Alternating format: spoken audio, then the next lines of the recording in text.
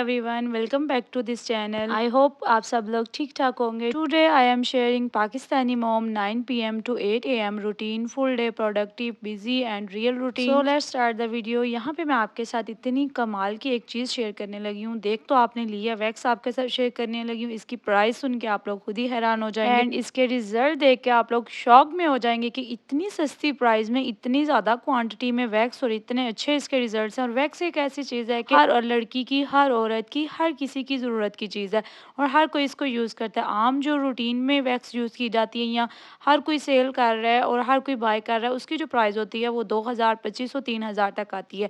लेकिन इसकी जो प्राइस है ना, वो उससे आधे से भी आधी है। जब आप किसी मेडिकल स्टोर से या किसी भी कॉस्मेटिक की शॉप से जाके इसको बाय करेंगे तो फिर आपको इसकी प्राइस का भी अंदाज़ा होगा। और इसकी क्वांटिटी आप देखें कितनी ज़्यादा है, कितना बिग वाला जार है। और इसके रिजल्ट अभी मैं आपको करके दिखा देती हूँ कि छोटे से छोटा बाल भी जो स्किन के ऊपर होता है ना, उसको भी ये रिमूव कर देती है। प्राइवेट एरिया के लिए काफ़ी ज़्यादा बेस्ट है। और इसकी जो प्लस बात है वो ये है कि इसको गर्म नहीं करना पड़ना, इसको आप एज इट इज़ यूज़ कर सकते हैं।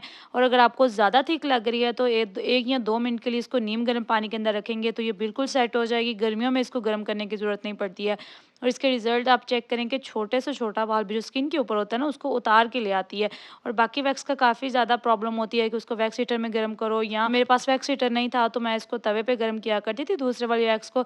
और मैं मार्केट में दूसरे वाली वैक्स ही बाय करने गई थी जो 2500, 3000 की आती है, अरीका वैक्स, दूसरी वैक्सेस जो होती हैं। लेकिन ये मार्केट वाले जो शॉप वाले अंकल थे, उन्होंने खुद ही मुझे ये पकड़ाई कि आप एक दफ़ा इसको चेक करें, टेस्ट करें, फिर आप इसको बाय करना। हम लोगों ने वहाँ पे टेस्ट किया, फिर इसको बाय किया। और आप लोग मेरी फैमिली की तरह हैं, जो चीज़ मुझे अच्छी लगती है मुनासिब प्राइस में मिलती है, मेरी कोशिश होती है कि आपके साथ भी शेयर करूँ। अगर मैं फ़ायदा उठा सकती हूँ तो हर कोई फ़ायदा उठाए।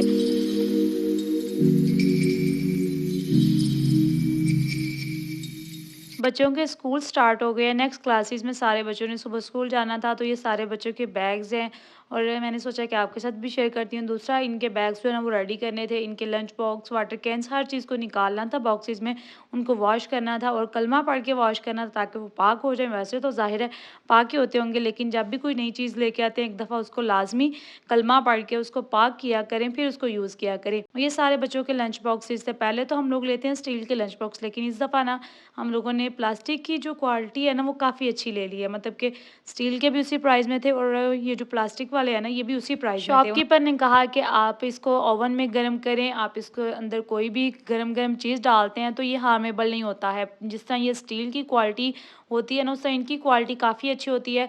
तो इनको अगर आप ओवन में भी गर्म करते हैं, इनके अंदर कोई भी इस तरह की हार्मेबल चीज़ नहीं होती है। तो इनकी जो क्वालिटी है ना वो काफ़ी अच्छी है। और दूसरा, इनके लिड इस तरह से थे कि आपस में कोई चीज़ मिक्स अप नहीं होगी। लंच बॉक्सेस में डिफरेंट डिफरेंट चीज़ें डाल के देते हैं, जैसे भी इनमें 4 सेक्शन बने हुए थे, 4 सेक्शन में कोई भी चीज़ डालेंगे तो ये आपस में मिक्स अप नहीं होगी।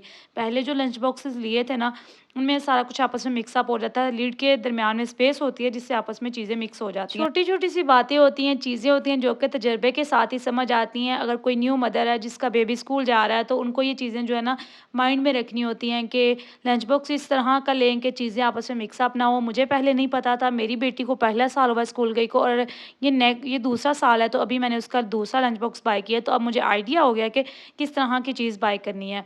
और वाटर कैन्स के भी जो कलर हैं वो थोड़े बहुत डिफरेंट थे, जो शॉपकीपर के पास थे वही लिए थे। अच्छा, ये जो वाटर कैन्स है ना ये स्टील की हैं अंदर से और बाहर से भी स्टील की हैं और इनके अंदर से स्ट्रॉ भी लगे हुए हैं। बच्चे जो है ना ईज़िली इनके अंदर से पानी पी सकते हैं और इनकी क्वालिटी काफ़ी अच्छी थी, क्योंकि हम लोग प्लास्टिक की लेना नहीं चाह रहे थे, क्योंकि वो 1 से 2 दफ़ा नीचे गिरती हैं तो वो टूट जाती हैं, तो ज़ाया हो जाती हैं। तो बेहतर होता है कि आप एक ही दफ़ा इन्वेस्ट कर लें, थोड़े ज़्यादा इन्वेस्ट कर लें और फिर ज़्यादा देर तक जो चीज़ है ना वो चल जाती है। और आप चाहते हैं कि आपकी जो नेक्स्ट मॉर्निंग है वो ईज़ी हो, आपके ऊपर कोई भी बर्डन ना हो, तो उसके लिए आपको एक रात पहले पूरी जो तैयारी है ना वो करके रखनी होती है। जैसे अभी बच्चों ने सुबह स्कूल जाना था तो इनके बैग्स रेडी करने थे, इनके यूनिफ़ॉर्म रेडी करने थे, इनके वाटर कैन, इनके लंच बॉक्स का सोचना था कि सुबह ये क्या लेके जाएँगी, तैयारी करनी थी उनकी। तो वो सारे काम अभी हम लोग कर रहे थे। 9 पीएम का टाइम था और सारा कुछ कंप्लीट करके बच्चों को टाइम से सुलाना भी था, क्योंकि आज बच्चों की तो नींद पूरी थी, वो थोड़ी-सी लेट ही सोएँगे, इसलिए मैं सोच रही थी कि उनको 9 साढ़े 9 बजे तक सुलाती हूँ ताकि वो ईज़िली सो जाएँ। बुक्स भी बच्चों की बाइंड हो गई थी, तो बस इनको अभी मैं लैदा-लैदा करके बैग्स में डाल रही थी और बच्चों ने पास इतनी ज़्यादा मत मारी हुई थी कि मैं बुक्स इकट्ठी करके एक साइड पे रखती थी, वो उठा के ले जाते थे, मैं फिर इकट्ठी करती थी, फिर उठा के ले ले जाते थे। तो ये बच्चों की छोटी-छोटी सी हरकतें होती हैं, टाइम भी हमारा ज़्यादा लगवाती हैं और बच्चों की ये हरकतें भी अच्छी लगती हैं। इससे बच्चे जो है ना और ज़्यादा प्यारे लगना शुरू हो माशाल्लाह जाते से हैं। जो बच्चे हैं ना यही ज़िंदगी की रौनकें हैं, ज़िंदगियों का कुल असासा है, हमारी कुल जमा पूँजी ये होते हैं। अल्लाह पाक हर किसी को बच्चों की नेमत से नवाज़े, आमीन।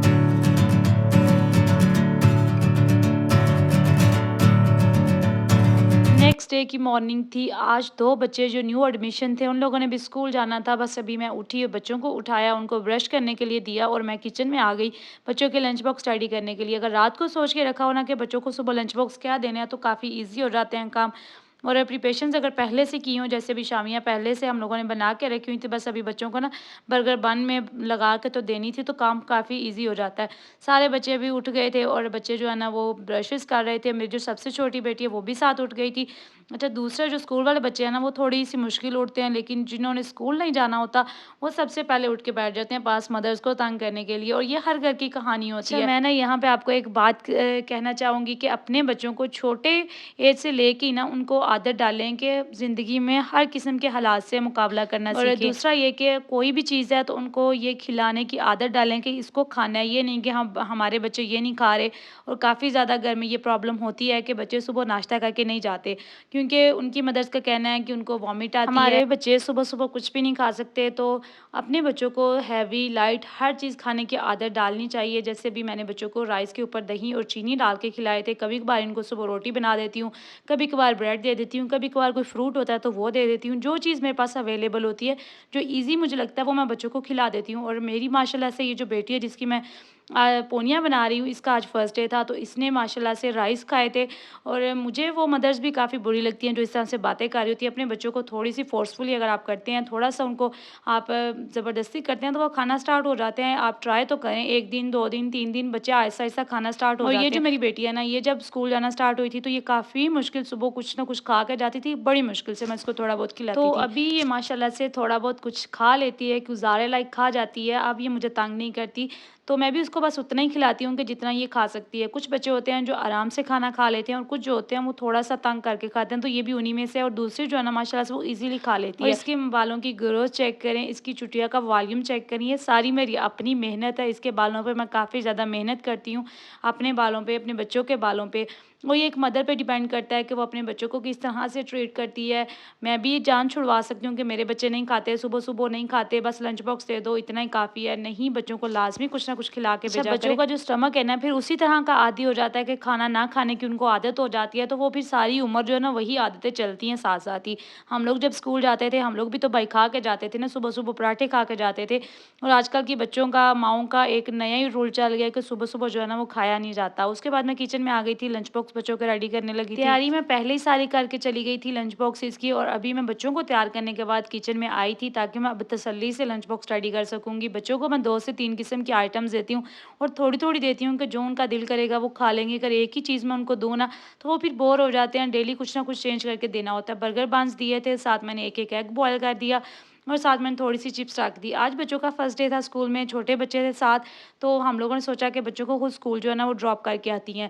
तो ये जो 2 बेटियाँ हैं, ये जो अभी सामने आपको नज़र आ रही हैं, ये इनका न्यू एडमिशन हुआ था, ये पीजी में दोनों दाखिल हुई हैं, और जो साथ फ़जर खड़ी है, वो नर्सरी में हो गई है माशाल्लाह से। बाकी जो दोनों हैं वो नेक्स्ट क्लासेस में हो गई हैं। बस अभी हम लोग इनको ना स्कूल छोड़ने जा रहे थे, और जो मेरी छोटी बेटी है ना वो सबसे माशाल्लाह एक्टिव है, सबसे आगे-आगे भाग रही है कि मैंने भी स्कूल जाना है, और ये इतना डेली रोती है ना कि मैंने स्कूल जाना है, मैंने ट्यूशन जाना है।